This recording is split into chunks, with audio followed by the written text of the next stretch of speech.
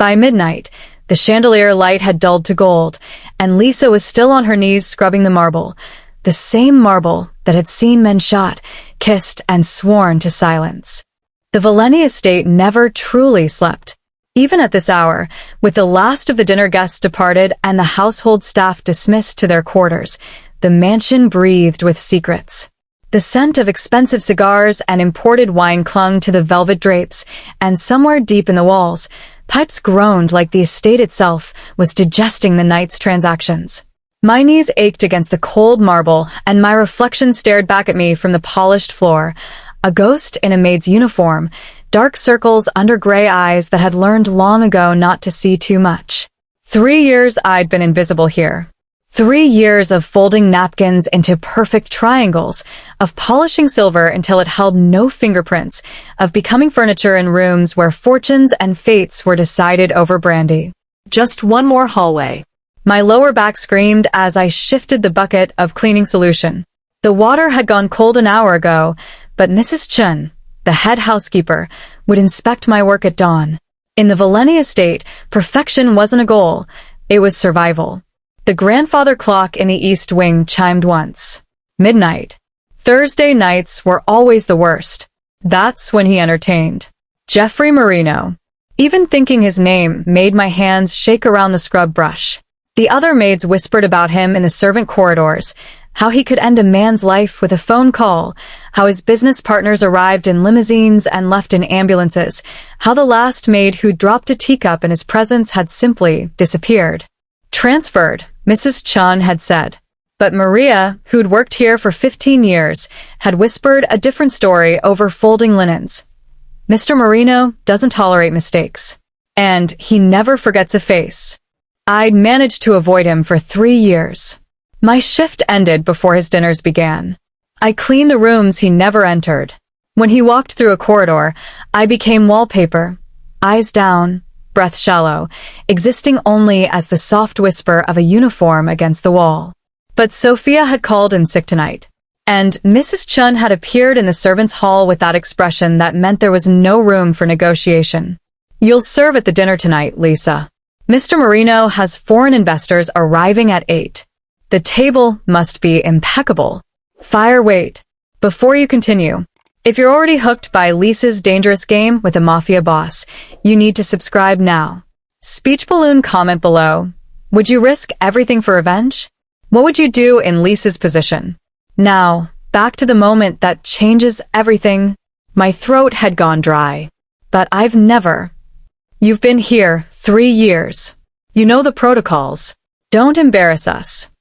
She'd handed me the starched black dress with the white collar, the uniform reserved for service in the main dining hall, and walked away before I could protest further. Before I could tell her that there was a reason I'd stayed invisible. That Jeffrey Marino couldn't notice me. That everything I'd built here, every careful step of my plan, depended on my face remaining one of dozens of forgettable servants. The dinner had begun at 8:30. I'd stood against the damask wallpaper, silver tray balanced on my palm, as men in suits worth more than my annual salary discussed shipping routes and territorial disputes in careful euphemisms. The air itself felt expensive, thick with the smoke from hand-rolled cigars and the weight of money that would never see a bank. Jeffrey sat at the head of the table, his back to the marble fireplace, positioned so he could see every entrance to the room. At 38, he was younger than the legend suggested, with sharp cheekbones that could have belonged to a classical statue and eyes so dark they seemed to absorb light rather than reflect it. His suit was charcoal gray, tailored so precisely it looked like a weapon. When he moved, the room adjusted around him, conversations pausing, glasses being set down a fraction more carefully. I'd learned to read power in this house. It wasn't always loud. Sometimes it was the quiet certainty in the set of shoulders, the way everyone else's eyes tracked a single man's movements. More wine, one of the investors said in accented English, barely glancing in my direction. I moved forward, the bottle of 2015 Barolo cradled correctly in my left hand, my right guiding the pour. 20 seconds per glass, Mrs. Chun had drilled into us. No splashing. No trembling hands that might betray nervousness. I was on the fourth glass when I saw him. Cole. The gardener. Standing in the darkened doorway that led to the conservatory, barely visible behind a marble column. Our eyes met for a fraction of a second, and my pulse spiked. He shouldn't be here. Not during a dinner. Not when security was tripled, and every face was accounted for. Unless... My hand faltered. The wine bottle tilted a dangerous degree. An investor glanced up, annoyed. Cole made the signal. The one we'd agreed on 3 months ago, during stolen moments in the greenhouse while I pretended to help him with the roses. A quick movement, hand to ear, fingers tapping twice. Information received. Ready to extract. Tonight. They wanted to move tonight. Panic flooded my veins, hot and immediate. We weren't ready. I hadn't accessed the study files yet, hadn't confirmed the shipping manifests that would tie Jeffrey to the trafficking operation. If we moved now, we'd only catch the periphery and my brother. My brother would never get justice. The bottle wavered in my grip. I needed to signal back. Not yet. 1 more week. I shifted my weight, about to execute the countersignal, a subtle adjustment of my collar, meant to look like nervousness but designed to communicate abort, when I felt it. The weight of eyes. Not just any eyes. My gaze lifted against every instinct, pulled by a force I couldn't name, and locked with Jeffrey Marino's. He was watching me. Next time you want to send a signal? He paused, letting the words hang in the air like smoke. Make sure it's to me. I didn't sleep that night. In the narrow bed of my servant's quarters, I stared at the water-stained ceiling and replayed every second of that encounter. The way his eyes had pinned me in place. The way he'd known, not suspected, known, that the gesture meant something. You think anyone moves in my house without me knowing? My hands shook as I pulled the photograph from beneath my mattress. Creased and faded, smuggled here in the lining of my suitcase 3 years ago. A younger version of myself stood beside a man with my eyes and my smile, his arms slung around my shoulders. Danny. My brother. Before the Marino family's enforcers had left him broken in an alley, his legs shattered, his dreams of medical school bleeding out onto concrete. Before I'd sworn I'd destroy the man responsible. Before I'd invented a new identity, forged references, and infiltrated the house of my enemy as a ghost. Next time you want to send a signal, make sure it's to me. I pressed my palm against my mouth to muffle the sound of my breathing. Jeffrey Marino had just declared war on my secret, and I had no idea if he was hunting me or claiming me. Ready to find out what happens next? Will Lisa's cover hold under Jeffrey's scrutiny? Can she complete her mission before he unravels her secrets? And why did the most dangerous man in the city smile when he caught her signal? The game has only just begun. Dawn leaked through the narrow window of my quarters like an accusation. I hadn't slept. Every creak of the old mansion, every footstep in the corridor outside, had sent my pulse spiking. Twice, I'd gotten up to check that my door was locked, even though I knew the locks in the servants' wing were decorative at best. If Jeffrey Marino wanted in, a flimsy bolt wouldn't stop him. At 5:30, I abandoned the pretense of rest and dressed in my day uniform, the plain gray dress and white apron that marked me as part of the cleaning staff. My hands shook as I pinned my hair into its usual tight bun. In the tarnished mirror above the wash basin, my reflection looked hollow, eyes too wide and shadowed with sleeplessness. Next time you want to send a signal, make sure it's to me. I splashed cold water on my face, trying to wash away the memory of his voice, the heat of his touch on my elbow. It didn't work. Nothing worked. The moment had burned itself into my skin like a brand. The servants' corridor was empty at this hour, most of the household staff still sleeping before the 6 o'clock bell. I preferred it this way. The quiet, the solitude, the illusion that I was alone in this house of ghosts and secrets. My cleaning cart waited where I'd left it yesterday, stocked with polish and rags and industrial-strength chemicals that Mrs. Chin swore could erase any stain. Even blood, she'd said once, and I'd never been sure if she was joking. I was reaching for the cart handle when I saw it. A box. Small. Wrapped in black paper with a silver ribbon, sitting on top of my neatly folded dust cloths. My stomach dropped. I looked up and down the corridor. Empty. Silent. The kind of silence that felt like held breath. With trembling fingers, I pulled the ribbon. The paper fell away to reveal a black velvet box, the kind that held expensive jewelry. My pulse hammered as I opened it. Inside, nestled on white silk, lay a gold watch. Women's style, delicate, with a face so thin it looked like it might shatter under a hard stare. The brand name etched on the dial made my breath catch. Patek Philippe. I'd seen watches like this in the estate's catalogs, the ones Mrs. Chin left in the library for guests to browse. This single piece cost more than I'd make in 5 years. Beneath the watch was a scarf. Silk, the color of deep wine, folded with precise care. I lifted it with shaking hands, and something fluttered free. A card, heavy stock, cream-colored. The handwriting was bold, masculine, written in black ink that looked wet enough to smudge, but didn't. Next time, don't signal unless it's to me. JM. The card slipped from my fingers. He'd been in my room, or someone acting on his orders. While I slept, or tried to, someone had walked through that unlocked door and left these things like an offering, or a threat. I couldn't tell which terrified me more. Lisa? I spun around, hard in my throat, and found Maria standing at the corner of the corridor. The older woman's eyes went immediately to the box in my hands, then to my face, and something like pity flickered across her features. You should put those away, she said quietly, before anyone else sees. But it was too late. Sophia emerged from the laundry room, her arms full of linens, and stopped dead when she spotted the velvet box. Is that...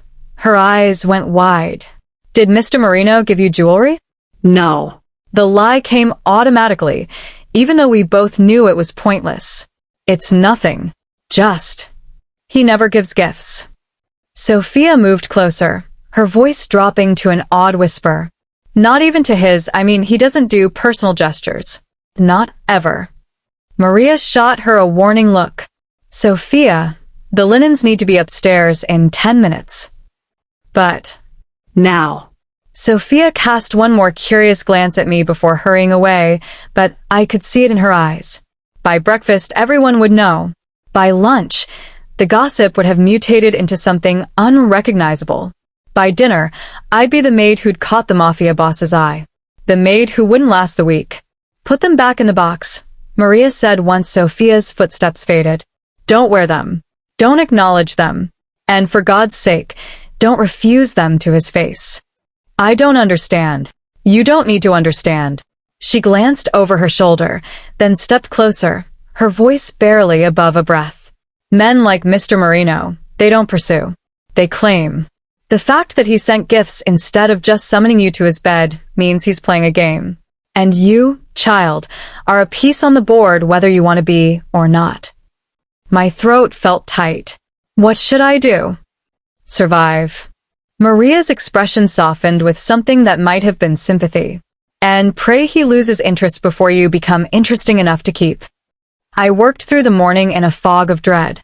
The watch and scarf remained hidden in my cart, the note folded and tucked into my uniform pocket where it seemed to burn against my ribs. Every voice in the hallway made me flinch. Every shadow looked like him. By 10 o'clock, the whispers had started. I caught fragments as I scrubbed the marble in the east wing, Sophia's breathless recounting to one of the kitchen girls, punctuated with gasps and speculation. Mrs. Chen's terse voice shutting down gossip in the servants' hall, which only made it spread faster. Did you see the box? Gold, I heard. Real gold. He's never looked at a maid twice, not in all my years here. Poor thing doesn't know what she's gotten into. I kept my head down, my hands busy, my face a mask of indifference. But inside, my mind raced through scenarios, each one more dangerous than the last. Had Cole escaped the estate? Did he know I'd aborted the signal? Was the extraction team still in place, or had they scattered when I failed to deliver? And underneath all of that, a more disturbing question. What did Jeffrey Marino actually want from me?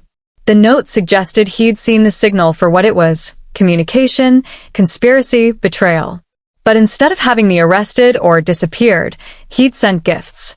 as if we were playing some elaborate courtship ritual instead of a game where the stakes were my life and my brother's justice. Unless he was testing me, waiting to see who I'd contact, what I'd do next, using me as bait to draw out the larger organization. The thought made my blood run cold. I was polishing brass fixtures in the second-floor corridor when I felt him before I heard him. The air changed, Thickened. Every instinct in my body went on high alert, and I turned slowly, already knowing what I'd find. Jeffrey Marino stood at the end of the hallway, hands in his pockets, suit impeccable despite the early hour. He hadn't made a sound, hadn't announced himself, but his presence was like gravity, impossible to ignore, impossible to escape. We were alone. The corridor stretched empty in both directions. He began walking toward me, unhurried, his footsteps muffled by the runner carpet. I wanted to run, wanted to drop the polishing cloth and flee to somewhere he couldn't follow, somewhere he couldn't trap me with that dark, knowing gaze. Instead, I straightened and lowered my eyes respectfully, every muscle in my body coiled tight. "Good morning, sir." He stopped a few feet away, close enough that I could smell that cedar and smoke cologne again, could sense the heat of him in the cool corridor air. Lisa.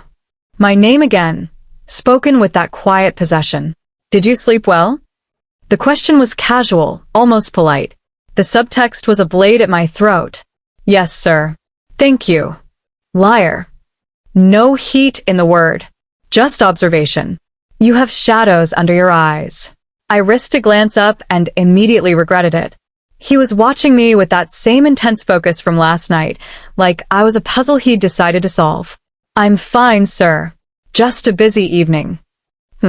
He tilted his head slightly. "Did you like my gift?" My breath caught. I don't know what you mean, sir." His smile was slow, dangerous. "The watch. The scarf. They suit you, I think. Though I'd need to see you wearing them to be sure." "Sir, I can't accept. Can't." He stepped closer, and I instinctively moved back until my spine hit the wall. He followed, not touching me, but close enough that I had to tilt my head back to maintain eye contact. That's an interesting word choice. Not won't. Not shouldn't. Can't. It wouldn't be appropriate. Many things in this house aren't appropriate, Lisa. His voice dropped lower, intimate in a way that made my skin prickle. That's never stopped them from happening. I pressed my palms flat against the wall, needing something solid to anchor me. "Why are you doing this?" "Doing what?" This. "The gifts. I gestured helplessly between us. "Whatever this is." "You signaled me." He leaned in, one hand coming up to brace against the wall beside my head. Not caging me, but close. So close. "In front of witnesses in my dining room, you made a gesture that means something. So I'm asking you, Lisa," his eyes bored into mine. "What did it mean?" My mind raced. Deny? Deflect? Confess to some innocuous explanation? "It meant nothing," I whispered. I was nervous. I touched my ear. "That's all." "That's all," he repeated, his tone suggesting he didn't believe a word. A nervous gesture. Twice. Precise. Deliberate. Yes. And the fact that someone was standing in the conservatory doorway at that exact moment, that was a coincidence. My heart stopped. He knew. He'd seen Cole. Had probably already questioned him. Or worse. "I don't know what you're talking about, sir." "Don't you?" He leaned in fractionally closer, his breath warm against my temple. "You're lying to me, Lisa. We both know it. The question is why." I couldn't answer. Couldn't breathe. His proximity was overwhelming, his presence a physical weight pressing down on me. And underneath the fear, something else stirred, something dark and unwanted that responded to the danger radiating off him like heat from a fire. "I'm going to find out," he murmured, his voice like velvet over steel. "Who you are, what you want, why you're really here." He pulled back just enough to meet my eyes. "And when I do, you're going to wish you'd told me the truth from the beginning." He pushed off the wall, straightening his cuffs with deliberate precision. The easy charm slid back into place like a mask, and when he smiled, it was the polite, distant expression he wore for strangers. "We're the watch tomorrow," he said, already turning away. I want to see if I chose correctly. I watched him walk away, his footsteps silent on the carpet, until he disappeared around the corner. Only then did I let myself slide down the wall, legs giving out, gasping for air like I'd been drowning. That night, long after the house had gone silent, I took the note from my pocket and held it over the candle flame in my room. The paper caught quickly, curling and blackening, Jeffrey's handwriting consumed by fire. I watched until there was nothing left but ash, then crushed the remnants between my fingers. Destroy the evidence. Leave no trace. But even as the ash drifted to the floor, I felt it, the sensation of being watched, of eyes in the darkness tracking my every movement. I spun toward the window. Empty. Nothing but moonlight and shadows. When I turned back, the gold watch sat on my nightstand, gleaming in the candlelight. I hadn't taken it out of the box. My door was still locked from the inside. And yet there it was, placed with deliberate care where I couldn't miss it. Where I couldn't pretend it didn't exist. A message more eloquent than words. You can't hide from me. Not even in your own room. Not even in your own skin. I grabbed the watch, ready to throw it out the window, to rid myself of his claim on me. And stopped. Because carved into the back of the watch, so fine I almost missed it, were 2 letters. LM. My initials. Lisa Moretti, the identity I'd created, the lie I'd lived for 3 years. He'd known my name, my full, fake name. Had it engraved before he ever gave the gift, which meant Jeffrey Marino had been planning this for far longer than one night.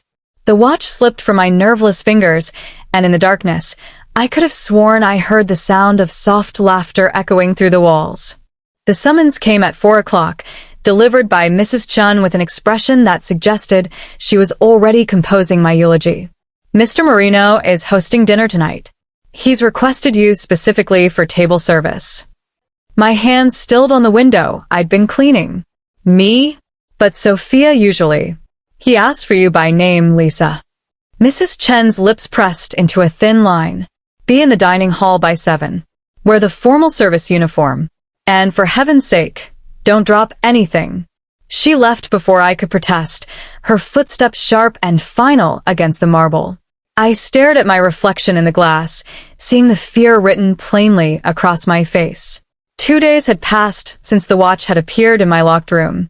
2 days of jumping at shadows, of checking over my shoulder, of feeling Jeffrey's eyes on me even when he was nowhere in sight.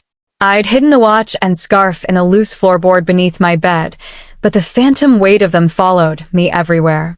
Now he was summoning me, not requesting, summoning, and there was nothing I could do but obey. By 7 o'clock, my hands were trembling so badly I had to clasp them behind my back to hide it. The formal uniform was more restrictive than my usual clothes, a black dress with a high collar and long sleeves, pristine white apron, hair pinned so tightly my scalp ached. I looked like every other servant who'd ever stood in this dining room, anonymous and invisible. Except Jeffrey Marino had made it clear I was anything but invisible to him. The dining hall blazed with candlelight, the long mahogany table set for 8. Crystal glasses caught and fractured the light into rainbow prisms. The scent of roasted meat and expensive wine already hung heavy in the air, mixing with cigar smoke from Jeffrey's pre-dinner meeting.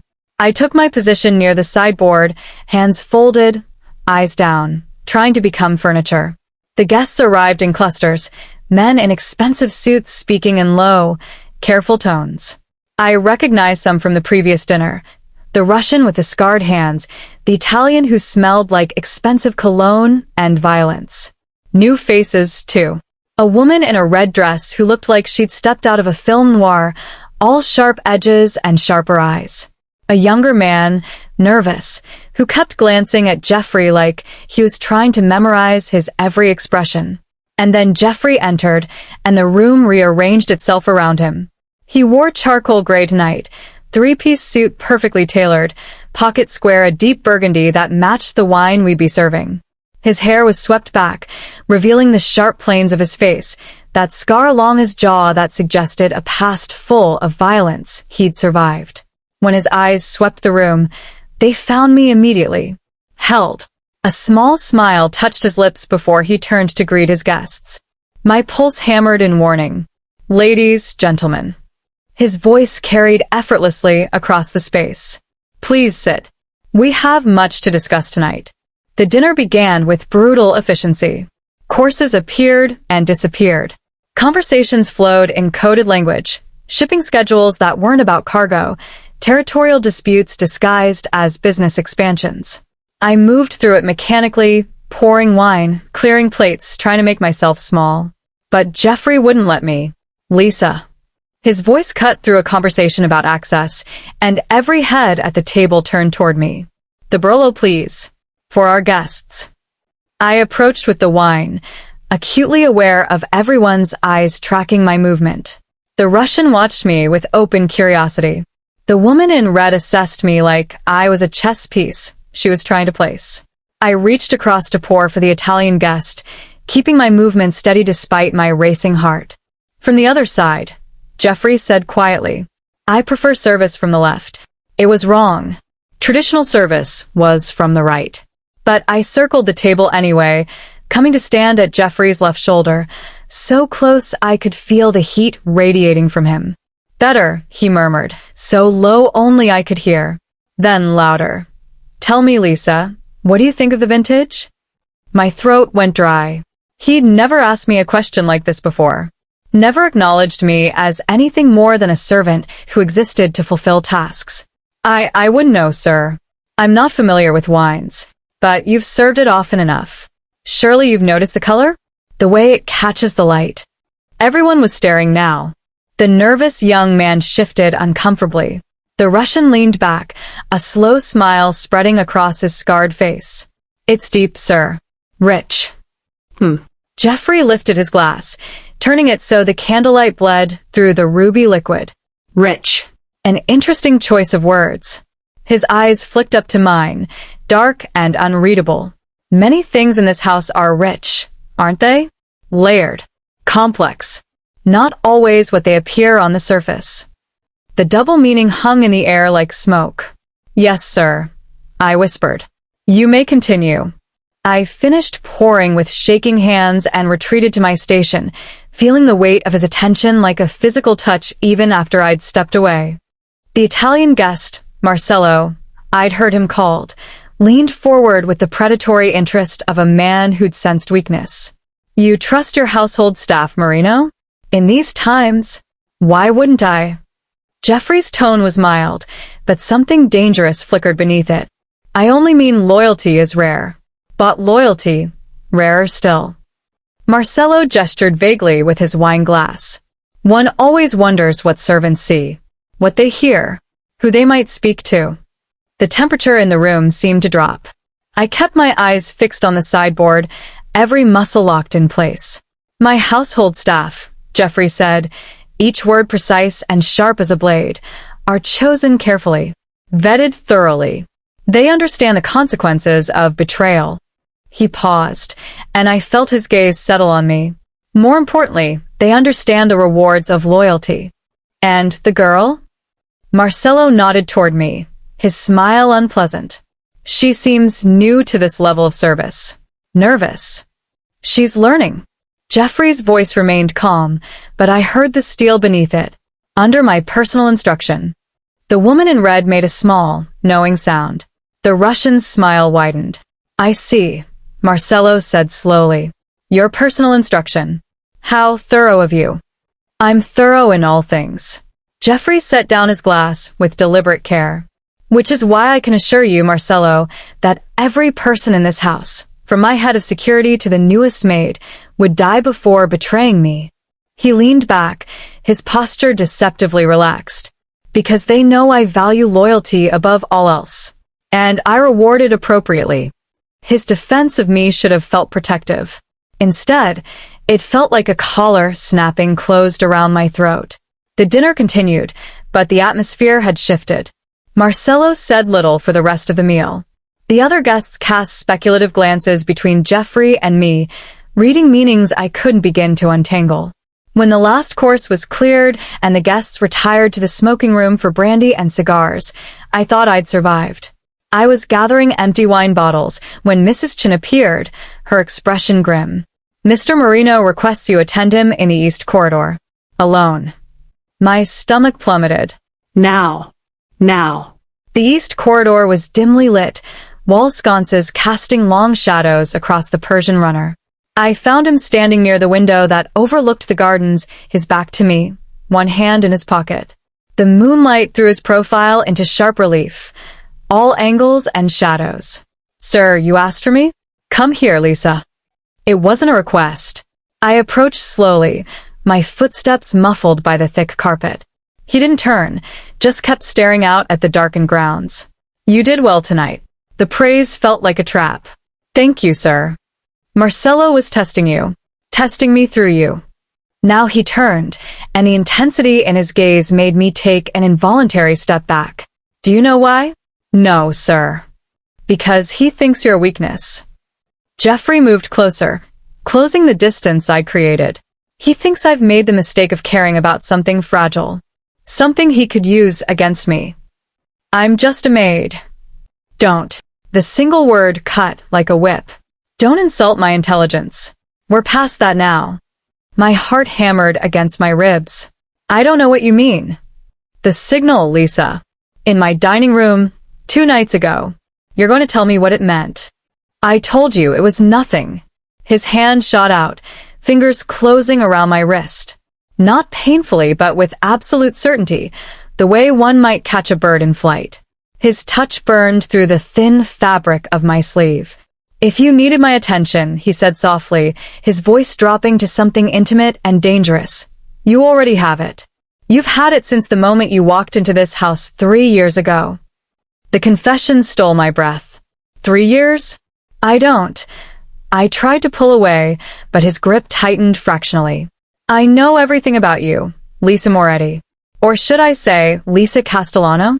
My real name, my actual name, the one I'd buried under forged documents and fabricated histories. The name only my brother knew. Terror must have shown on my face because something shifted in Jeffrey's expression. Not quite satisfaction, but close. You think I don't vet everyone who works in my home? You think I don't know your brother is Daniel Castellano? That he was attacked 3 years ago, crippled, left for dead. He leaned closer, his breath warm against my ear. That the hit was ordered using my name, but not my authority? You're lying. But my voice shook with uncertainty. I'm many things, Lisa, but I don't lie. His thumb traced a small circle on the inside of my wrist, over my racing pulse. I've been waiting for you to move. To reveal who sent you, what you were planning. The signal you made, that was sloppy. Desperate. Not like you at all. I don't know what you're talking about. Yes, you do. He released my wrist abruptly, and I stumbled back. But I'm giving you time to decide. Tell me the truth, or continue lying. Either way, his smile was all edges. I'll find out what I want to know. Why haven't you killed me? The question escaped before I could stop it. If you know who I am, why let me stay? Something flickered across his face, an emotion too quick to name. Because you fascinate me, Lisa. And I don't say that often. He straightened his cufflinks with deliberate precision, that easy mask of control sliding back into place. You're dismissed. Go to your quarters. I didn't need to be told twice. I turned and fled, my footsteps echoing in the empty corridor. But I'd only made it a few steps when his voice stopped me cold. Lisa. I looked back. He stood framed by moonlight, hands in his pockets, expression unreadable. Sleep well. Tomorrow you start attending me personally. Consider it a promotion. In my room, door locked and barricaded with a chair, I finally let myself shake. He knew. He'd always known. The initials on the watch, the way he defended me at dinner, his casual mention of my brother's name, it was all a game to him. Not catching a traitor. Studying one. And the most terrifying part wasn't his anger. It was his curiosity. Jeffrey Marino didn't just want to expose me. He wanted to understand me. Pick me apart piece by piece until there was nothing left to hide. Curiosity from a man like him wasn't an emotion. It was a death sentence dressed in patience. The gardens were quietest at dusk, when the dinner preparations consumed the kitchen staff and the evening security rotation hadn't yet begun. I'd learned the patterns over 3 years. The 15-minute window when the East Wing cameras cycled through their reboot sequence, the blind spot behind the rose arbor, where the hedges grew too thick for proper surveillance. It was the only place I could breathe without feeling Jeffrey's eyes on me. I slipped out through the servants' entrance, a basket of linens balanced on my hip as cover. The air was cool with approaching autumn, carrying the scent of dying roses and freshly turned earth. Shadows stretched long across the manicured lawns, turning the topiaries into twisted sentinels. Cole was exactly where he should be, kneeling beside the fountain with pruning shears and a collection of late-blooming asters. To anyone watching, he was simply the gardener completing his evening duties. But I saw the tension in his shoulders, the way his eyes tracked my approach without turning his head. I set the basket down on the stone bench and began folding linens, a task that gave me reason to linger, to keep my hands busy while we spoke. "You shouldn't be here." His voice was barely above a whisper, muffled by the splash of the fountain. "It's not safe anymore. Nowhere is safe." I smoothed a pillowcase with trembling fingers. "Did you get out that night? After the dinner?" "Barely." His men were everywhere within minutes. Cole's shears snicked through a stem with surgical precision. "Lisa, what the hell happened in there? The signal was supposed to be clean. In and out. Instead." He saw me. The admission tasted like ash. Jeffrey saw the signal. And he responded. Cole's hand stilled. Responded how? I couldn't tell him about the gifts, the note, the way Jeffrey had cornered me in the corridor with knowledge he shouldn't possess. Couldn't explain the watch with my false name engraved on it, or how he'd spoken my real name like a secret between lovers. He knows I'm here for a reason. He's watching me. Then abort. "We pull you out tonight." No. The word came out sharper than intended. "We're too close. Another few weeks and I can access his study, get the shipping manifests that prove." "A few weeks." Cole's laugh was bitter. "The organization isn't going to wait a few weeks. They're already questioning why we don't have anything concrete. 3 years, Lisa. 3 years, and all we have are rumors and circumstantial evidence." He gathered the cut flowers into a loose bouquet, then stood and walked to where I sat. Up close, I could see the strain around his eyes, the worry etched into the lines of his face.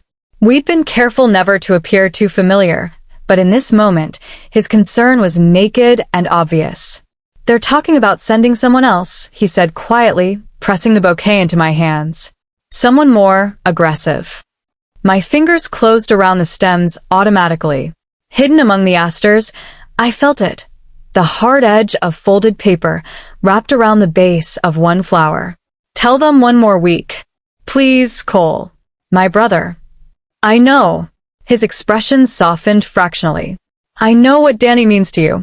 But if you get killed trying to avenge him, what does that accomplish?" Before I could answer, light blazed from the East Wing. A window I knew hadn't been lit moments before. Someone was watching. Cole saw my face change and didn't look back. Just gathered his tools with practiced ease and walked away, calling back in a voice loud enough to carry. "I'll have fresh arrangements for the dining hall by morning, miss." I clutched the bouquet and retreated inside, heart hammering, certain I'd just made a fatal mistake. The surveillance had escalated to psychological warfare. Footsteps in the corridor outside my door, arriving at irregular intervals, 1 o'clock, 3 o'clock, just before dawn. Never entering, just waiting. Listening. The scrape of shoe leather against marble, then silence. Lights that flickered on in empty rooms the moment I passed. The library as I cleaned the second floor. The music room when I descended the back stairs. As if the house itself was tracking my movement, illuminating my path like a spotlight on a stage. I'd find things moved in my quarters, not taken, just adjusted. The water glass I'd left on the nightstand now sat on the dresser. The book I'd been reading, opened to a different page. My hairbrush turned to face the opposite direction. Small violations that screamed, "I can reach you anytime. Anywhere. You have no sanctuary." By the third day, I was unraveling. Coffee couldn't chase away the exhaustion. My hands developed a permanent tremor. Mrs. Chen commented on the shadows under my eyes with an expression somewhere between pity and resignation. "You look like you've seen a ghost," she'd said. Worse, I'd wanted to tell her. I've caught the attention of the devil. That evening, unable to bear the suffocating walls of the mansion, I returned to the gardens. No meeting planned, no message to retrieve. Just desperate for air that didn't taste like surveillance and secrets. The fountain area was empty, silver with moonlight. Water cascaded in its eternal rhythm, drowning out the distant sounds of the house. I sank onto the stone bench, bouquet from Cole still in my basket, and finally unfolded the hidden message. The handwriting was rushed, almost frantic. "Extraction ready. Say the word. But know this, Marino has sources in the organization. Someone is feeding him information. Trust no one. Destroy this." See. My blood ran ice cold. Someone in the organization was compromised, which meant every plan, every communique, every strategy session, Jeffrey had known about all of it. Known, and let it play out, watching us scramble like mice in a maze of his design. The paper flared bright as I held my lighter to it, watching the words blacken and curl. The ashes drifted into the fountain, dissolving in the churning water. Burning love letters? I spun around so fast I nearly fell. Jeffrey stood at the edge of the garden path, hands in his pockets, expression unreadable in the dim light. He wore no jacket tonight, just a white shirt with sleeves rolled to his elbows, top button undone. For the first time since I'd known him, he looked almost human. Tired. The kind of bone-deep exhaustion that came from carrying weight no one else could see. "How long have you been there?" My voice barely worked. "Long enough." He moved closer, and I saw details the darkness had hidden. The faint scar across the back of his right hand, raised and white, suggesting a defensive wound from something sharp. The smudge of exhaustion beneath his eyes that matched my own. The way his shoulders carried tension like armor. I wasn't. "Don't." He stopped a few feet away, tilting his head back to look at the stars emerging in the deepening twilight. "For once, don't lie to me. We're both tired of the performance." Silence stretched between us, punctuated only by the fountain's splash. I should run, should make some excuse, and flee to the false safety of my locked room. Instead, I stayed. Why the games? The question escaped before I could cage it. If you know what I am, why not just end it? End it. He smiled, but there was no joy in it. Such a clinical term for murder. His gaze dropped from the stars to my face, and something in his expression made my breath catch. Maybe I'm curious what you'll do next. Maybe I want to see how far you'll go. Or maybe you're buying time to catch the others. Maybe. He took another step closer, and I realized I'd forgotten my cleaning gloves on the bench. His eyes followed mine, seeing them. Before I could move, he bent and retrieved them, holding the worn cotton as if it were something precious.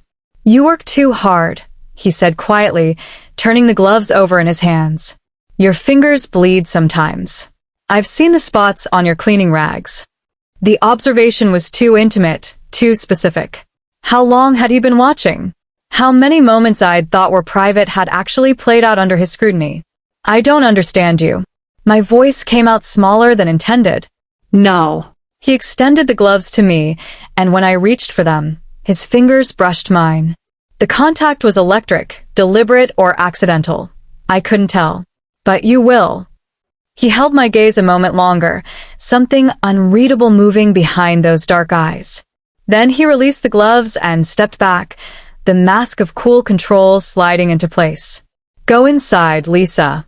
It's getting cold." I obeyed, but I felt his eyes on my back all the way to the servants' entrance. When I glanced back, he remained by the fountain, one hand braced on the stone edge, looking more alone than any man surrounded by wealth and power had a right to be. I didn't find the camera until nearly midnight. It was hidden in the ventilation grate above my door, small, sophisticated, the lens barely visible even when I stood on a chair to inspect it, positioned to capture the entire room in its unblinking gaze. My bed, my dresser, the corner where I changed clothes. Every moment of privacy I'd thought I had was a lie. I should have been terrified. Should have smashed it immediately or fled the estate entirely. Instead, I stood frozen on the chair, staring at the tiny lens, and felt something shift inside me. The watcher I'd feared wasn't some faceless security system. It was him. Jeffrey Marino had been in my room every night, not in body, but in observation. Had watched me pace, had seen me press my brother's photograph to my chest while fighting tears, had witnessed every moment of weakness I thought was hidden in darkness. I reached up, fingers trembling, and touched the camera lens. And somewhere in this massive house, I knew he was watching me discover it. Watching my reaction, waiting to see what I would do. Slowly, deliberately, I met the camera's gaze and smiled. If he wanted to watch me, let him watch. The game had changed. Will Lisa survive Jeffrey's obsession? Or will she become something even more dangerous?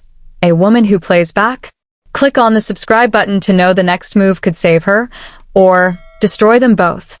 The knock came at 12:17 in the morning. 3 sharp raps against my door, precise and unhurried, followed by Dominic's gravelly voice. Mr. Marino requests your presence in his study. Now. I was already awake, had been for hours, staring at the camera lens above my door like we were locked in a silent conversation. My smile from earlier felt like bravado from another lifetime. Now, summoned to the heart of his territory in the dead of night, fear clawed its way back up my throat. I'll need a moment to dress. Now, Miss Moretti. Dominic's tone left no room for negotiation. I pulled a cardigan over my nightgown, twisted my hair into a quick braid, and opened the door. Dominic stood in the corridor, his bulk blocking most of the light, expression impassive. He didn't speak, just gestured for me to follow. The walk through the darkened mansion felt like a funeral procession. Our footsteps echoed off marble and wood, the only sound in a house that seemed to hold its breath. Every shadow looked like a threat. Every corner could hide an executioner. We passed through the West Wing, where I'd never been allowed, down a corridor lined with oil paintings of men whose eyes seemed to track our movement. Dominic stopped before a door of dark mahogany, brass handle gleaming in the low light. He knocked once, then opened it without waiting for a response. Miss Moretti, sir. Jeffrey's voice drifted from within, smooth and unhurried. Send her in. Then make sure we're not disturbed. Dominic's hand on my shoulder was almost gentle as he guided me forward. Then the door clicked shut behind me, and I was alone with the most dangerous man I'd ever known. The study was exactly what I'd imagined and nothing like it at all. Amber lamplight cast everything in warm, seductive tones, leather-bound books lining floor-to-ceiling shelves, a massive desk of polished walnut, Persian rugs muffling footsteps. The air smelled of aged whiskey, tobacco, and something darker I couldn't name. Danger, perhaps. Or inevitability. Jeffrey stood by the window, silhouetted against the night, a crystal tumbler in one hand. He'd removed his jacket and tie, the white shirt open at the collar, sleeves still rolled to his elbows like he'd been working. Or waiting. Sit. He gestured to one of 2 leather chairs facing his desk without turning around. I remained standing. Some instinct warned me that sitting would be surrender. I'd prefer to stand, sir. It wasn't a request. Now he turned, and the lamplight caught his face, all sharp angles and shadowed hollows. His expression was calm, almost pleasant, which made it infinitely more terrifying. Sit down, Lisa. My legs moved before my brain could override them. I sank into the chair, leather creaking softly, and folded my hands in my lap to hide their trembling. Jeffrey took his time crossing to the desk, each step measured. He set his glass down with deliberate care, then reached into a drawer and withdrew a manila folder. My stomach dropped. He spread the contents across the desk like playing cards, each one face up, impossible to miss. Photographs. Me at the farmer's market 3 weeks ago, buying apples from the corner vendor. Me at the train station, checking the departure board. Me in the garden with Cole, his hand passing me the bouquet. A closer shot of that same moment, grainy but clear enough to see the paper hidden among the flowers. Me, everywhere I'd thought I was unwatched. Every moment I'd believed was private. Quite the collection, Jeffrey said conversationally, settling into his chair with the ease of a man who owned everything in his sight. Including me. Dominic has been very thorough. Would you like to see the rest? There were more. Of course there were more. I don't know what you think those prove. Don't you? He leaned back, steepling his fingers beneath his chin. Let's start with something simple. The market. You went to buy apples. He selected that photograph, holding it up. Except you don't eat apples, Lisa. You're allergic. It's documented in your employee file, the real one, not the fabricated version you submitted. I spread through my veins. You bought them for someone else. Someone who left a message in the brown paper bag the vendor gave you. I have that on video if you'd like to see it. The way your fingers found the note while you were adjusting the bag. Very smooth. Very practiced. He set the photo down and selected another. The train station. This one is interesting. You were checking departure times. Not arrival times, departures. Planning an exit route, perhaps? Or meeting someone who is leaving. I was running an errand for Mrs. Chen. Mrs. Chen doesn't send maids to the train station. His tone remained pleasant, conversational, which somehow made the interrogation worse. She sends drivers. So let's try this again, and this time, let's be honest with each other. Who are you really signaling, Lisa? The surgical precision of his questions was suffocating. Each one cut closer to truth, stripped away another layer of my carefully constructed lies. No one. I'm not signaling anyone. He rose fluidly and moved to the sideboard, where crystal decanters caught and fractured the lamplight. Would you like a drink? The change in topic was jarring. I know. Thank you, sir. I insist. He poured amber liquid into 2 glasses, the sound of whiskey splashing somehow obscene in the quiet. It's very good scotch. 30 years old. Worth more than most people make in a year. He returned and set 1 glass in front of me, then reclaimed his seat with his own drink. We sat separated by the desk and all its evidence of my deception, glasses between us like a challenge. Drink, he said softly. Unless you're afraid I've poisoned it? Of course not, sir. Then drink. I lifted the glass with shaking hands and took a small sip. The whiskey burned down my throat, smoky and complex, and settled in my stomach like molten gold. Jeffrey watched my face through the entire process, his own glass untouched. Good girl. The praise felt like a collar tightening. Now. Let's talk about the gardener. He picked up the photograph of Cole and me, studying it like it was a piece of art. Cole Brennan. Hired 2 years ago, excellent references, keeps to himself. Except when he's passing coded messages to my housemaid during his evening rounds. His eyes flicked up to mine. What does he give you, Lisa? Orders? Intel? Or is it something more personal between you two? Jealousy threaded through the question so subtly, I almost missed it. He's just the gardener. Sometimes we talk about. Don't. The single word cracked like a whip. Jeffrey set down the photograph with controlled precision. Every time you lie to me, you insult us both. I know Cole Brennan isn't just a gardener. I know he has connections to organizations that would very much like to see me dead or imprisoned. And I know, he leaned forward, voice dropping to something intimate and dangerous, that you're working with him. My pulse thundered in my ears. The whiskey glass shook in my grip. I'm not. Jeffrey pressed a button on his desk. A panel in the wall slid open, revealing a screen.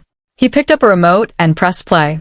The footage was crystal clear, shot from multiple angles. The dinner where I'd made the signal. But this version showed details I hadn't seen before. Cole in the conservatory doorway, the exact moment our eyes met. My hand moving to my ear. The way Jeffrey's gaze had tracked the entire exchange with predatory precision. Then the footage changed. My room, last night. Me standing on the chair, discovering the camera. The moment I'd smiled up at the lens. He'd watched that. Watched me realize he'd been watching, and watched my defiance bloom in real time. The screen went dark. You see, Lisa, I don't just suspect. I know. He rose and circled the desk, moving with that lethal grace. The question isn't whether you're working against me. The question is why you're doing it so poorly. He stopped beside my chair, close enough that I had to crane my neck to look up at him. The real Lisa Moretti would have been subtler. She would have known to check for cameras, to vary her routes, to never use the same drop point twice. His hand came to rest on the back of my chair, not touching me but surrounding me. Which means you're either incredibly careless, or you want me to catch you. That's insane. Is it? He leaned down, his face inches from mine. Tell me, Lisa, did you come here planning to seduce me? Is that the play? Get close to the boss, share his bed, steal his secrets. Heat flooded my cheeks. No. Then what? His voice dropped to barely above a whisper. What is your endgame? Because from where I'm standing, you've infiltrated my home, gained my attention, and made yourself impossibly interesting. If seduction isn't the goal, what is? I couldn't answer. Couldn't think past his proximity, the scent of his cologne mixing with whiskey and danger, the heat of him radiating through the thin fabric of my nightgown. You want to know what I think? He straightened, releasing me from the cage of his presence. I think you came here for revenge. Someone close to you was hurt, and you blame me. So you invented a new identity, forged credentials, and spent 3 years working your way into position. 3 years of scrubbing my floors and polishing my silver, waiting for the perfect moment to strike. My throat constricted, and I think he moved back to his desk, bracing his hands on the surface, looming over all that evidence of my betrayal. That you're terrified right now because I've just laid out your entire plan. And you're wondering if I'm going to kill you, or simply have Dominic make you disappear. The words hung in the air like an execution order. Please, I whispered, abandoning pretense. My brother. Daniel Castellano. Yes, I know. Jeffrey's expression didn't change. Attacked 3 years ago by men who claimed to work for me. Left paralyzed from the waist down. Currently residing in a private care facility in Queens, under the name Daniel Morris. Horror crashed over me. He knew where Danny was. Could reach him anytime he wanted.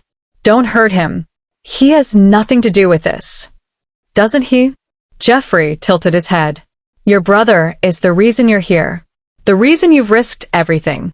Tell me, Lisa, what exactly were you hoping to find in my study? Evidence to prove I ordered the hit? Documentation you could use to destroy me? Yes. The confession tour from me. Yes, that's what I wanted. Evidence to show the world what you really are. And what am I? A monster. The words seemed to echo in the heavy silence. Jeffrey's expression didn't change, but something flickered in his eyes. Not hurt, exactly, but something more complex. Acknowledgement, perhaps. Or resignation. A monster, he repeated softly. How convenient. How simple. He circled back around the desk, and this time when he approached, I couldn't retreat. Let me tell you something about monsters, Lisa.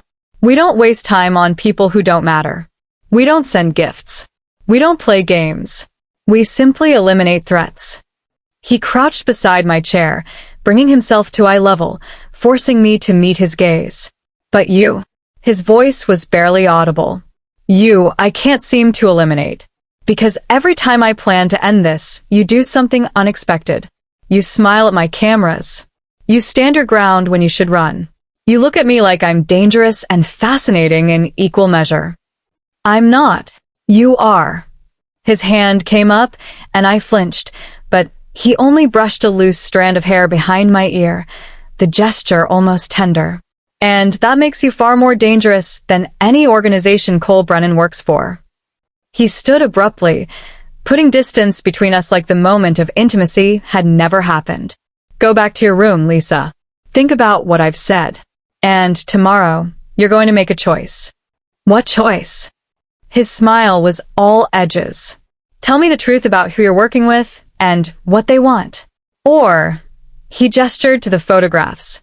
I start eliminating everyone in these pictures, one by one, until you have no one left to protect. You can't. Can't I? He moved to the door and opened it, revealing Dominic waiting in the hallway. I'm a monster, remember? That's what monsters do. I stood on shaking legs and moved toward the door. As I passed him, Jeffrey's voice stopped me one last time. You'll tell me soon enough, Lisa. Everyone does. He leaned in, voice dropping to that intimate whisper that made my skin prickle. The only question is how many people you'll sacrifice before you realize I've already won. 3 years ago, the hospital corridor smelled of antiseptic and death. I'd been running for 40 minutes straight, lungs burning, when I finally crashed through the emergency room doors. Daniel Castellano, they brought him in, he was attacked. The nurse's expression told me everything before her words did. Room 347. 3rd floor. But you should prepare yourself. I didn't wait. Couldn't. I took the stairs 2 at a time, my vision tunneling until all I could see was the room number on the door. 347. Danny lay in the bed like a broken doll, tubes and wires connecting him to machines that beeped out the rhythm of his failing body. His face was swollen beyond recognition, purple and black, one eye sealed shut. But it was his legs, twisted at angles that defied anatomy, that made bile rise in my throat. Lisa. His voice was barely a whisper, forced through split lips. They said, Marino sent them. Jeffrey Marino. Said I was in the wrong territory. You're a medical student. You don't even. Doesn't matter. Blood flecked his words. They wanted to send a message. About respecting boundaries. About what happens when you don't pay protection money to the right people. The doctor appeared in the doorway, clipboard in hand, expression carefully neutral. Miss Castellano? I need to speak with you about your brother's prognosis. The word paralyzed kept echoing.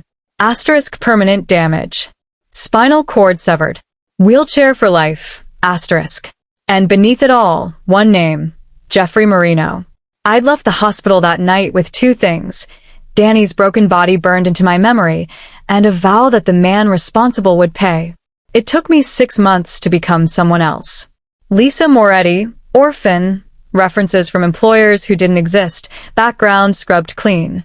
Another year to position myself for the opening at the Valeni estate.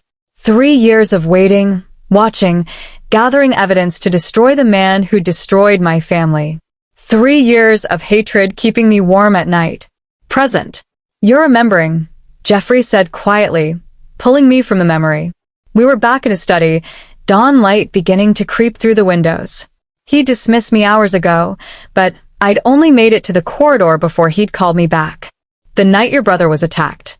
The promises you made to yourself. I stood rigid by the window, arms wrapped around myself. How do you?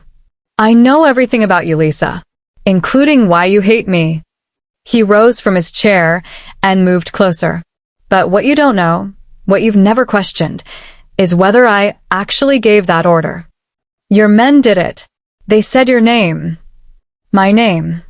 He stopped a few feet away. Not my order. There's a difference. That's convenient. It's the truth. His voice cut through my protest. 3 years ago, the Castellano territory was disputed ground. My organization wanted it. So, did the Volkov Syndicate. But I don't target civilians, Lisa. I don't break medical students to prove a point. His jaw tightened. The Volkovs do. They used my name to start a war, to make me look reckless. Your brother was collateral damage in someone else's game. The words didn't make sense. Couldn't make sense. You're lying. I hired you. The statement stopped me cold. Your fake resume? The forged references? I saw through them the day you applied. And I hired you anyway. Why? Because I wanted to know who was so desperate to infiltrate my home that they'd spend years planning it. He moved closer, and I couldn't retreat.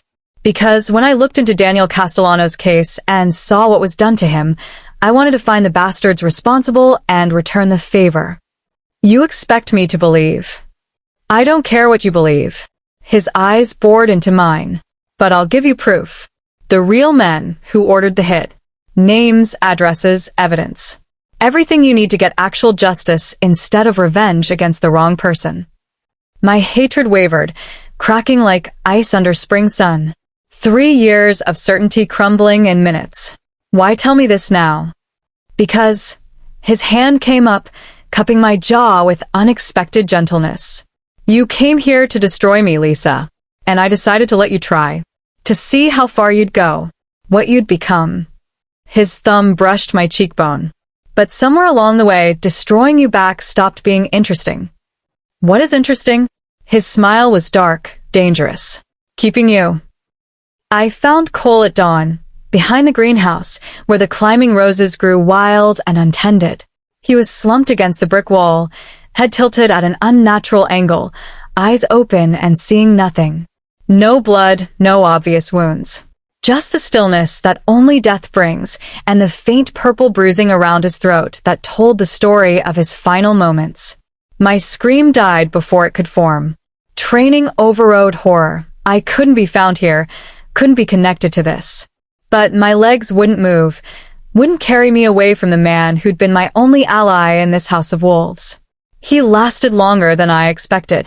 I spun around.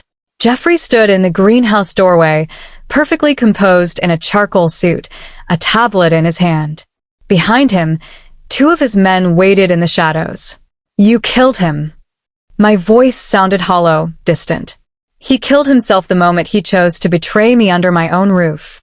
Jeffrey stepped closer, and I noticed he was careful not to look at Cole's body. But I gave him a chance to talk first. Would you like to see?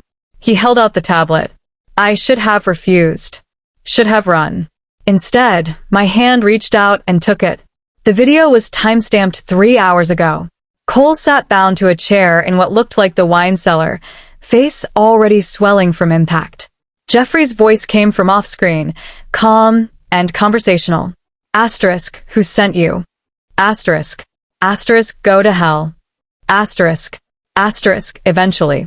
But first, you're going to tell me about the organization. Names.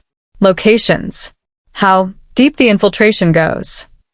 Asterisk. I don't know anything. The sound of impact. Cole's head snapping to the side. Asterisk, let's try again. How long have you been working with Lisa Castellano? Asterisk. My stomach dropped. Cole's eyes had widened at my real name. I don't. She's just a maid. I barely. Asterisk, wrong answer. Asterisk. What followed was surgical, efficient, and brutal. By the end, Cole had given up everything, the organization's structure, their safe houses, their next planned extraction. And me. He'd confirmed everything Jeffrey had already known, validated every suspicion. The final frame showed Jeffrey stepping into view, crouching beside Cole's chair. Asterisk, you see, this is why I never lose. Everyone breaks eventually. Everyone tells me what I need to know. Asterisk, a pause. Asterisk, but you? You were never the real prize. You were just proof. Asterisk. Asterisk, proof of what? Asterisk. Asterisk, that Lisa needs to understand the cost of betrayal. Asterisk. The video ended with Cole's strangled gasp as hands closed around his throat. I dropped the tablet. Jeffrey caught it before it hit the ground. Now you understand, he said quietly, pocketing the device. This is what happens to people who work against me, even the ones with noble intentions. His eyes found mine, even the ones you care about. I didn't care about him. Jeffrey tilted his head. Perhaps not romantically. But he was your lifeline, your connection to the outside, your hope of escape. He gestured to the body behind me. And now he's gone. The organization knows he talked before he died. They'll assume you're compromised too. No one is coming to save you, Lisa. The truth of it hit like a physical blow. I was alone. Completely, utterly alone. Fury rose like bile, hot and acidic. I wanted to claw at his perfect face, to scream, to make him hurt the way I hurt. But survival instinct throttled the impulse. Jeffrey was watching for my reaction, testing to see if I'd break like Cole had. I wouldn't give him the satisfaction. What do you want from me? My voice came out steady, cold. Something flickered in his expression. Surprise, perhaps, or respect. The truth. Complete cooperation. Loyalty. In exchange for what? Your life. Your brother's safety. He stepped closer.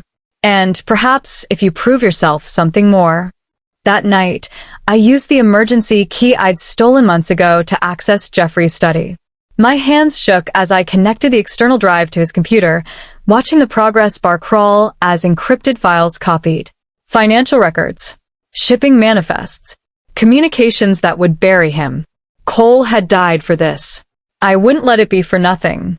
I just disconnected the drive when I returned to my room and saw it. An envelope on my pillow. Cream-colored, expensive paper unsealed. Inside was a single photograph. Danny. My brother. But not in the care facility I'd left him in. This was recent. Dated yesterday. He sat in a private hospital room with equipment I could never afford, looking healthier than I'd seen him in years. Behind him, barely visible through the window, stood one of Jeffrey's men. Taped to the back of the photo was a note in Jeffrey's handwriting. Asterisk, your brother received a spinal specialist consultation yesterday. Best doctors money can buy. Physical therapy starts next week. All expenses covered indefinitely. Asterisk. But continued care requires continued cooperation. Asterisk, you hold his future in your hands, Lisa. Choose wisely. Asterisk. J.M. The external drive felt like lead in my pocket. Jeffrey didn't just own my present. He'd reached into my past, wrapped his fingers around the only thing I loved, and made it clear I could destroy him and lose Danny forever, or I could surrender and give my brother a chance at life. He owned every piece of me that mattered. And he wanted me to know it. The ballroom blazed like a captured star. Crystal chandeliers dripped light onto marble floors polished to mirror shine. Women in gowns the color of jewels drifted between men in tuxedos, champagne flutes catching and refracting golden radiance.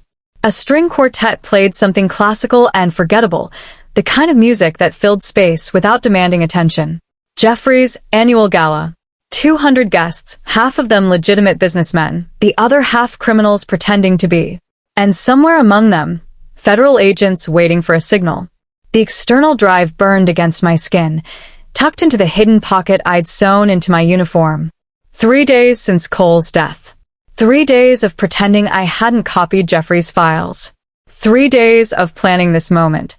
I moved through the crowd with a tray of champagne, eyes down, playing the invisible servant one last time. But I felt Jeffrey's gaze tracking me like a predator watching prey. He stood near the orchestra platform in a tuxedo that probably cost more than a car, entertaining a senator and his wife with effortless charm. Yet his attention never left me. I was refilling glasses at the bar when he appeared at my elbow, close enough that his sleeve brushed my arm. You look tired, Lisa. His voice was pitched for my ears only, intimate and dangerous. Not sleeping well? I'm fine, sir. Liar. He plucked 2 champagne flutes from my tray and handed me one. Drink with me. I'm working. Consider it a break. His smile was all edges. I insist. We stood at the periphery of the celebration, surrounded by oblivious guests, and I felt like we were the only 2 people in the room. He raised his glass in a mock toast. To loyalty, he murmured. And the choices we make when we think no one is watching. The words were a blade pressed to my throat. He knew. Somehow, he knew about the drive, about tonight. I don't know what you mean, sir. Don't you? He leaned in, lips nearly brushing my ear. You should have run when you had the chance, Lisa. Before you fell too deep to climb out. My hand trembled. Champagne sloshed against crystal. This was it. The moment I'd planned for 3 years. Destroy him or be destroyed. I set down my glass with deliberate care, turned to face him fully, and raised my hand to my ear, the same signal from that first dinner, but this time unmistakable, deliberate, a declaration. Jeffrey's expression didn't change, but something dark flickered in his eyes. What have you done? The lights died. Not a flicker, total, absolute darkness. The string quartet cut off mid-note. Screams erupted as 200 people plunged into blind chaos. Then sirens. Multiple vehicles converging from every direction. FBI. Nobody move. This is a federal raid. Emergency lights kicked on, bathing everything in stuttering red. Guests trampled each other toward exits. Men in tactical gear poured through doors I'd unlocked earlier. And in the chaos, I ran. Not toward escape, toward the surveillance room in the East Wing. While Jeffrey's security scrambled to manage the raid, I had minutes. Maybe seconds. The room was empty, monitors still displaying feeds from throughout the estate. I connected the external drive to the main server, initiating the upload that would transmit everything to the federal agents outside. Financial crimes, human trafficking, murder, everything needed to bury Jeffrey Marino forever. The progress bar crawled. 60%. 70. Looking for something, Maid? I froze. The voice came from the darkness behind the door. Come. Almost amused. A flashlight clicked on, blinding me. When my eyes adjusted, Jeffrey stood in the doorway, Dominic behind him holding a gun pointed directly at my chest. But it was Jeffrey's expression that stopped my heart. Not rage. Not betrayal. Satisfaction. Like I'd done exactly what he'd expected. Did you really think, he said softly, stepping into the room, that I wouldn't know every move you'd make? He gestured to the monitors. That I haven't been watching you plan this for days? The upload hit 90%. The FBI is here, I said, trying to keep my voice steady. It's over. Is it? His smile was terrible. Tell me, Lisa, did you ever wonder why I let you keep that drive? Why I didn't stop you when you broke into my study? My blood ran cold. Because everyone you think is coming to save you? He leaned against the desk, casual despite the sirens wailing outside. They're already mine. The federal task force investigating me has been compromised for 6 months. Every file you copied, every transmission you've made, I've known about all of it. You're lying. Am I? He plucked his phone from his pocket and held it up. On the screen, a text message from someone named Agent Morrison. Asterisk package delivered. She took the bait. Awaiting further instructions, asterisk. The room tilted. You wanted to destroy me, Lisa, so I let you try. Jeffrey pocketed the phone. And now you've handed me exactly what I needed.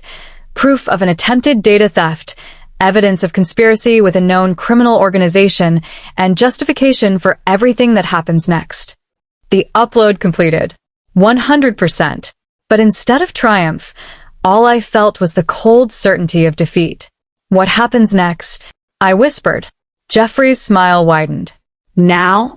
You disappear. Dawn bled through the shattered east window of Jeffrey's study, painting everything in shades of ash and gold. The sirens had stopped 10 minutes ago, not because the police had left, but because they were waiting, surrounding the mansion like a noose, patient and inevitable.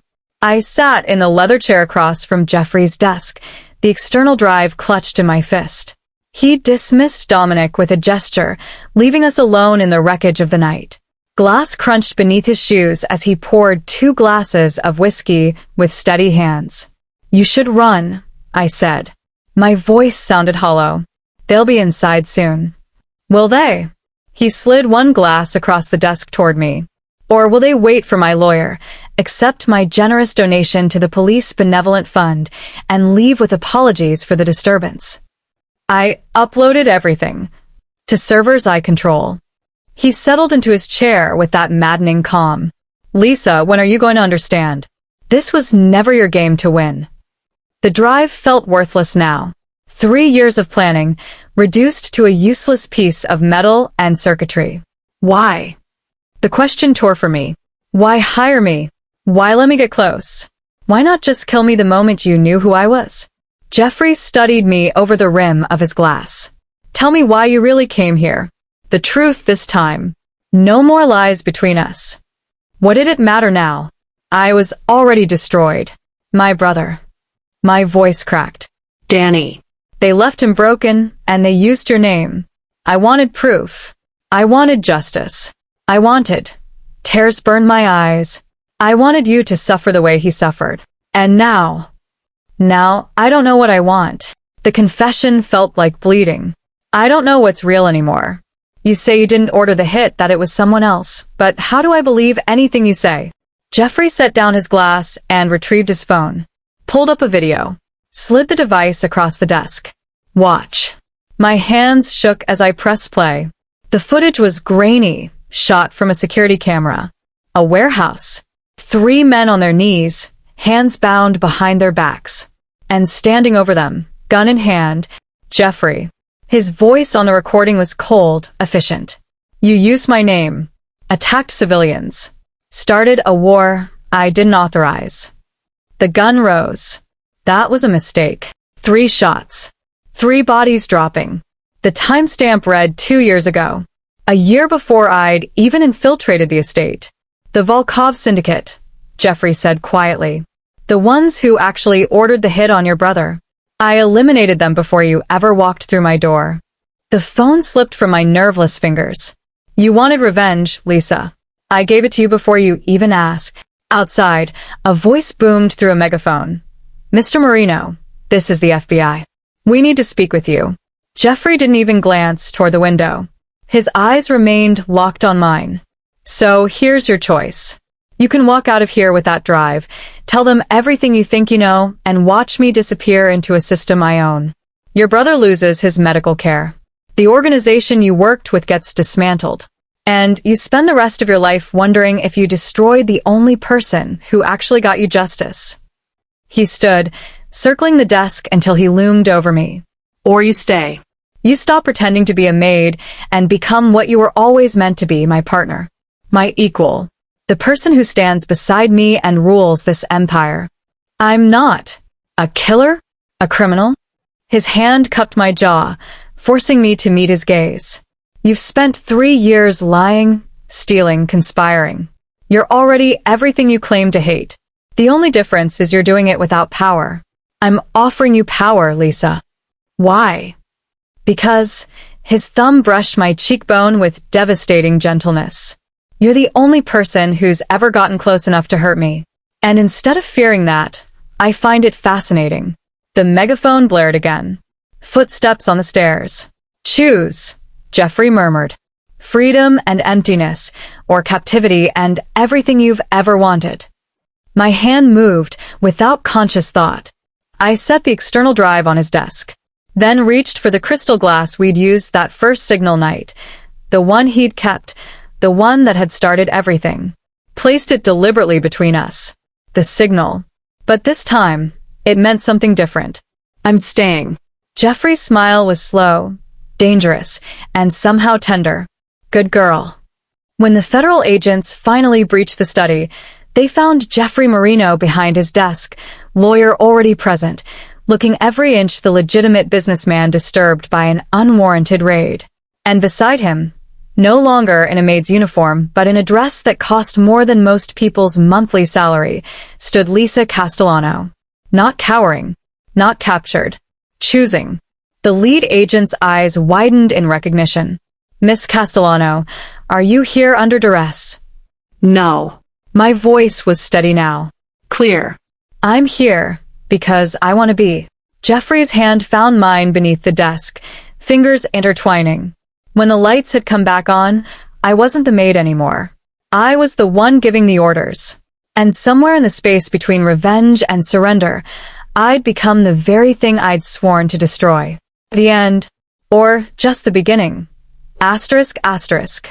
Did Lisa make the right choice? Or has she just traded one prison for another? Asterisk, asterisk.